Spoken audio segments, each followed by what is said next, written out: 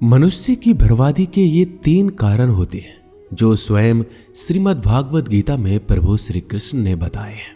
भागवत गीता को सर्वश्रेष्ठ ग्रंथों में से एक माना जाता है। जिन ज्ञानी लोगों ने गीता का गहन अध्ययन किया है उनका कहना है कि गीता के अंदर मनुष्य की सभी समस्याओं का समाधान है, क्योंकि महाभारत के युद्ध के समय जो हाल अर्जुन का था, आज हम सबका हाल भी कुछ ऐसा ही है।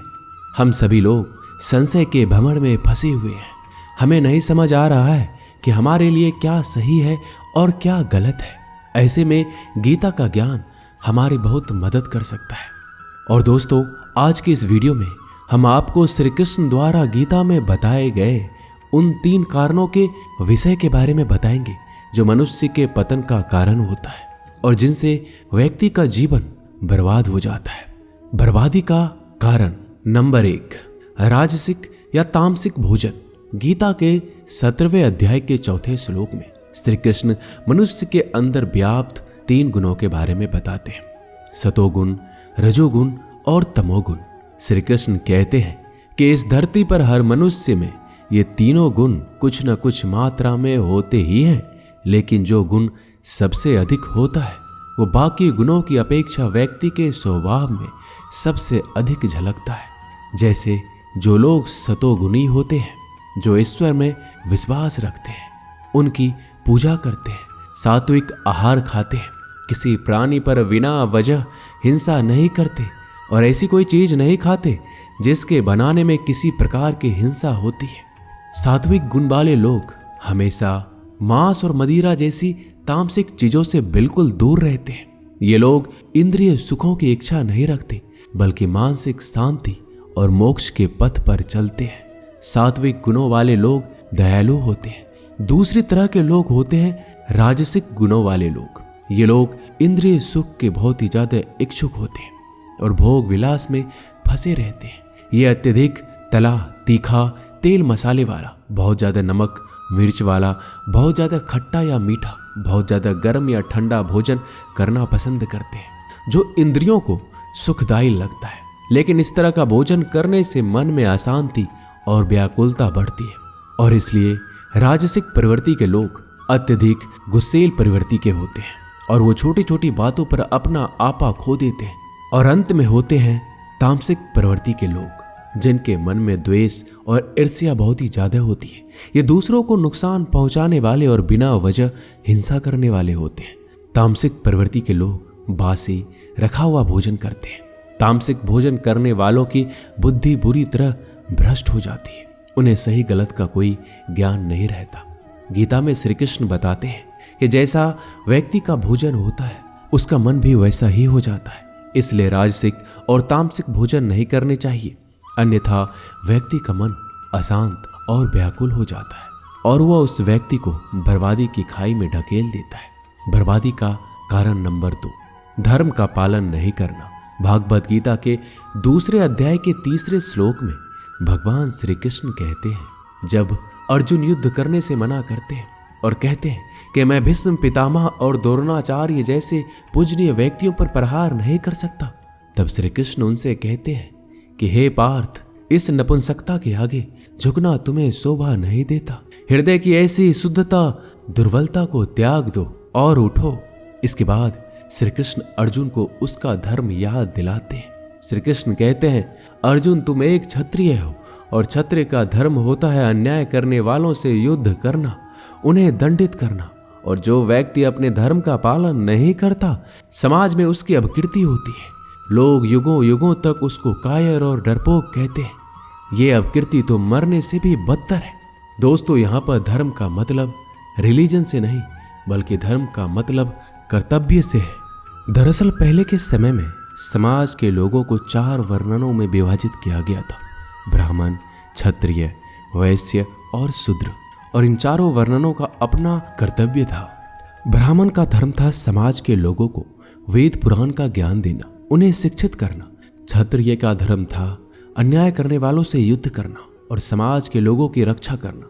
वैश्य का धर्म था व्यापार करना और समाज की अर्थव्यवस्था को ठीक रखना। और शूद्र का धर्म था मेहनत मजदूरी करना और हर कोई अपने धर्म का पालन करता था। आज भले ही ये वर्णन ना रहे, लेकिन धर्म आज भी जीवित है। अपने माता पिता के प्रति आपका कुछ धर्म होता है कि आपको उनका ध्यान रखना चाहिए, उनका सम्मान करना चाहिए।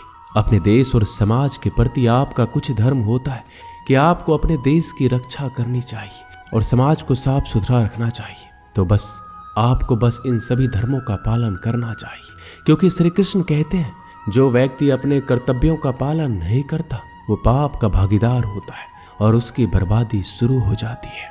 बर्बादी का कारण नंबर 3, मन और इंद्रियों पर काबू ना करना। तीसरे अध्याय के 39वें श्लोक में श्री कृष्ण कामनाओं का वर्णन करते हैं और उन्हें ज्ञानी व्यक्ति का मुख्य शत्रु बताते हैं। कामनाएं क्या होती है? मनुष्य की 5 इंद्रियां होती है और ये 5 इंद्रियां हमेशा भौतिक सुख की खोज में रहती है और इसी को काम या कामनाएं कहा जाता है। श्री कृष्ण के मुताबिक ये इंद्रियां की कुछ तुच्छ कामनाएं ही मनुष्य का पतन का सबसे बड़ा कारण होती है।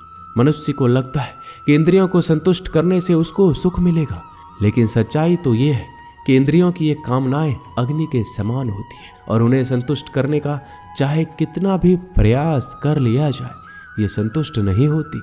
इसलिए ज्ञानी व्यक्ति अपनी इंद्रियों को संयम से रखता है और किसी भी भौतिक सुख की कामना नहीं करता। इसको एक उदाहरण से समझिए। राम और रमन अच्छे दोस्त थे, दोनों किसान थे, गांव में रहते थे।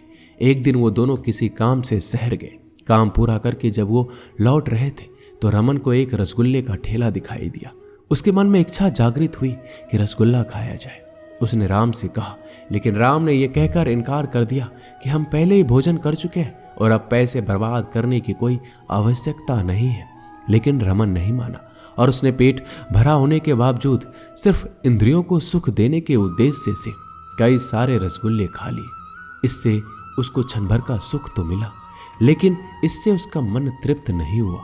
कुछ देर बाद उसका फिर रसगुल्ला खाने का मन करने लगा। जबकि राम ने रसगुल्ले ना खाकर अपनी इंद्रियों पर काबू किया और अपने पैसे भी बचाए, तब रमन को यह एहसास हुआ कि हम चाहे जितना भी प्रयास कर ले, लेकिन हम कभी इंद्रियां और उनकी कामनाओं को पूरा नहीं कर सकते। इसलिए भौतिक वस्तुओं से सुख की उम्मीद करना व्यर्थ है।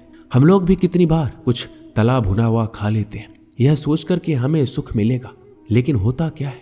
सुख तो मिलता नहीं, बल्कि हमारी तलब और बढ़ जाती है। और कोई मनुष्य चाहे अपना पूरा जीवन इंद्रियों के विषय भोग में लगा दे, लेकिन उसको तृप्ति नहीं मिलती, क्योंकि कामनाओं का अंत नहीं होता। यह मनुष्य को बर्बादी की ओर लेकर जाती है। हमें इससे बचना चाहिए। कठोपनिषद में बताया गया है कि यह मनुष्य शरीर एक रथ है, इंद्रियां इस रथ के 5 घोड़े हैं और उन घोड़ों की एक लगाम बंधी हुई है जो है मन, और उस लगाम को अपने हाथों में लिए एक सारथी उस रथ को चला रहा है जो है हमारी बुद्धि, और उस रथ के पीछे एक यात्री बैठा हुआ है जो उस रथ का स्वामी है, यानी कि हमारी आत्मा। और संसार की भौतिक वस्तुएं घोड़े रूपी इंद्रियों को अपनी ओर खींचती है और हमारा मन भी इन्हीं भौतिक सुखों से आसक्त हो जाता है। ऐसे में हमारी बुद्धि का कार्य है कि वो मन और इंद्रियों को सही दिशा दिखाए, लेकिन बुद्धि आत्मा के आदेश के बिना कुछ नहीं कर सकती।